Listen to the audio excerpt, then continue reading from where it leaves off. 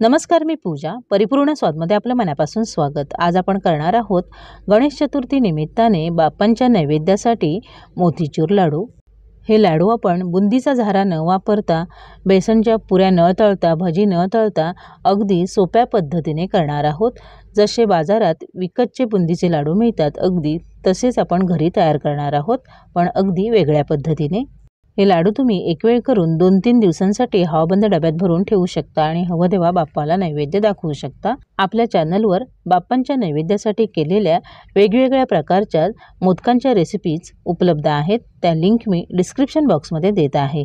त्या सर्व रेसिपीज तुम्ही पाहू शकता. चला तर मग आजच्या रेसिपीला सुरुवात करूया. लाडू करण्यासाठी इथं मी एका भांड्यामध्ये 1 कप बेसन घेतलेलं आहे. बेसन मी चाळून घेतलं आहे आणि बघा अगदी बारीक बेसन आहे. बेसन आपण चाळून घेतलं म्हणजे जेव्हा आपण बेसन भिजवतो तेव्हा त्यामध्ये गुठळ्या होत नाहीत. कप भरून घेताना मी अगदी हलका कप भरून घेतलेला आहे. हाताने घट्ट दाबून भरलेला नाही आहे. काठाच्या थोडासा वरपर्यंत असा कप भरून घेतलेला आहे. आता मी ज्या कपने बेसन मोजून घेतलं त्याच कपने इथं अर्धा कप पाणी घेतलेलं आहे. आधी आपण यात अर्धा कप पाणी घालूया, बेसन मिक्स करून घेऊया आणि गरज लागेल तसं मग पुढे चमचा पाणी घालून आपल्याला हवं तसं सैलसर मिश्रण तयार करून घेऊया. मी विस्करच्या साहाय्याने असं मिक्स करते म्हणजे यामध्ये गुठळ्या कमी होतील. बघा आधी आपण अर्धा कप पाणी घातलं होतं, पण हे मिश्रण अजून घट्टसर आहे. आपल्याला यापेक्षा पातळ करायचं आहे, म्हणून मी अजून 1 टेबलस्पून यामध्ये पाणी घालते आणि पुन्हा आपण हे मिक्स करून घेऊया. बेसनच्या वेगवेगळ्या प्रकारानुसार किंवा कप जसा तुम्ही घट्ट किंवा सैलसर भरून घ्याल त्यानुसार तुम्हाला 1-2 चमचे पाणी कमी अधिक लागू शकतं. यामध्ये मी अजून 2 टेबलस्पून पाणी घालून बघा हे मिश्रण असं सैलसर करून घेतलेलं आहे. म्हणजे त्याचे थेंब थेंब पडले पाहिजे जेव्हा आपण वरून मिश्रण सोडतो, म्हणजे आपल्याला हवी तशी बुंदी तयार होते. बघा इतकं सैलसर आपल्याला हे मिश्रण तयार करून घ्यायचं आहे.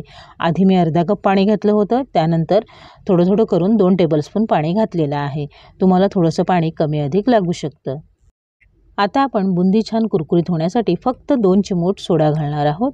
फक्त 2 चिमूटच घालायचा आहे. सोडा यामध्ये मिक्स करून घ्यायचा आणि मग आपलं हे मिश्रण तयार आहे. आपण पुढची तयारी करूया. बुंदी तळून घेण्यासाठी इथं मी गॅसवर कढईमध्ये तेल चांगलं गरम करून घेतलं आहे. मिश्रणाचा 1 थेंब त्यामध्ये घालायचा. बघा पटकन फुलून वर आला आहे. याचा अर्थ आपलं तेल अगदी व्यवस्थित तापलं गेलेलं आहे. गॅसची फ्लेम आता मीडियम करायची आहे आणि इथं मी बुंदी पाडण्यासाठी असा झारा घेतलेला आहे. त्यावर आपण हे तयार मिश्रण घालायचं आहे. जसं आपण यावर मिश्रण घालतो तशी वाफ हाताला लागू शकते, म्हणून आपण लांब दांड्याचा झारा घ्यायचा आहे आणि पळीनेच मिश्रण घालायचं आहे, म्हणजे मग जास्तीची वाफ हाताला लागत नाही. बघा आणि लगेचच आपण मग दुसऱ्या झाऱ्याने बुंदी अशी परतून घ्यायची आहे. 2 मिनिटांमध्येच बुंदी व्यवस्थित तळली जाते. बुंदीचा अगदी दाणेदार बारीक आकार आला नाही तरीही चालेल. आपण पुढे वेगळ्या पद्धतीने बुंदी बारीक करून घेणारच आहोत. आकार कसाही येऊ दे, आपले मोतीचूर लाडू अगदी छान बाजारात मिळतात तसेच मस्त दाणेदार होणार आहेत. इथं मी बुंदी पाडण्यासाठी झारा घेतलेला आहे. तुम्हाला हवं तर तुम्ही खोबरे किसायची किसणी घेऊ शकता किंवा मोदक वाफवायची जी आपली चाळण असते तिने देखील बुंदी पाडून घेऊ शकता. बुंदी लहान मोठी आली हरकत नाही, आपण ती पुढे बारीक करून घेणार आहोत. बघा फक्त 2च मिनिटांमध्ये आपली बुंदी व्यवस्थित शेकली जाते. मस्त हलकाच रंग बदललेला आहे बघू शकता आणि मस्त कुरकुरीत दाणेदार अशी आपली बुंदी तयार आहे. लहान मोठी आहे हरकत नाही. आता आपण ही बुंदी टिश्यू पेपरवर काढून घ्यायची आहे, म्हणजे यातलं जास्तीचं तेल टिश्यू पेपर शोषून घेतील. दुसऱ्या वेळची बुंदी पाडताना आपण झारा स्वच्छ धुवून घ्यायचा, कोरडा करून घ्यायचा आणि मगच बुंदी पाडायची आहे. जर तसाच झारा वापरला तर आपल्याला हवी तशी बुंदी पडत नाही. लगेचच झाऱ्याने आपण बुंदी वरखाली करून घ्यायची आहे आणि हलका रंग येईपर्यंत तळून घ्यायची. दुसऱ्या वेळची पण बुंदी तळून झालेली आहे. तळून घेतलेली बुंदी आपण ताटामध्ये काढून घेऊया. अगदी 5 मिनिटांमध्ये आपली बुंदी तयार होते. बघू शकता मस्त दाणेदार बुंदी तयार झाली आहे. आपली सगळी बुंदी तळून झाले आणि त्यातली मी बुंदी बघा इथं मिक्सरच्या भांड्यात काढून घेतलेले आहे. बुंदीचे दाणे काही लहान आहेत, काही मोठे आहेत.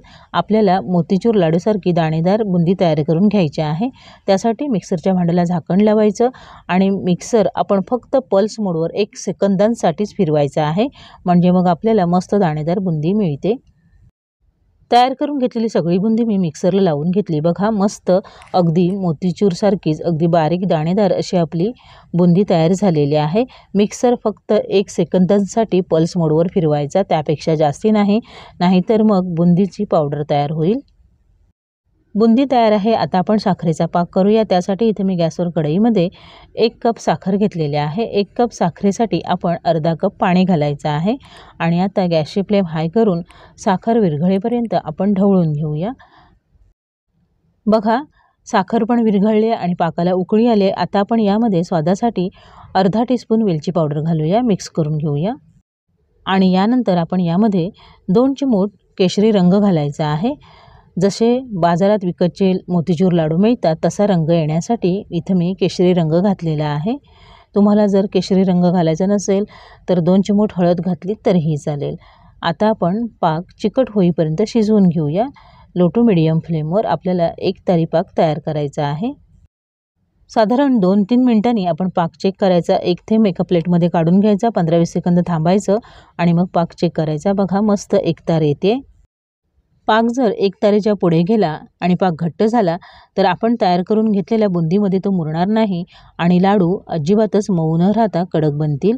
बघा, आता आपण तयार करून घेतलेली सगळी बुंदी यामध्ये काढून घ्यायची आहे। अजूनही गॅसची फ्लेम मी बंद केलेली नाही आहे आणि आता आपण ही बुंदी पाकामध्ये व्यवस्थित मिक्स करून घेऊया आणि मिनिटभर परतून घेऊया, म्हणजे आपण तयार करून घेतलेल्या बुंदीमध्ये पाक व्यवस्थित मुरला जाईल। मिनिटभरानंतर बघा, हे मिश्रण असं झालेलं आहे। आता आपण गॅस बंद करायचा आणि हे असंच ठेवून द्यायचं आहे, म्हणजे पाक व्यवस्थित बुंदीमध्ये मुरला जाईल आणि लाडू छान मऊसूत होतील।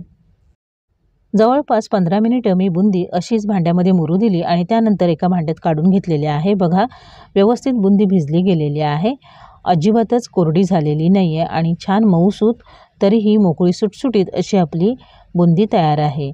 बघा, पाक अगदी आतपर्यंत व्यवस्थित मुरला गेलेला आहे, अजिबातच कडक झालेली नाही आहे।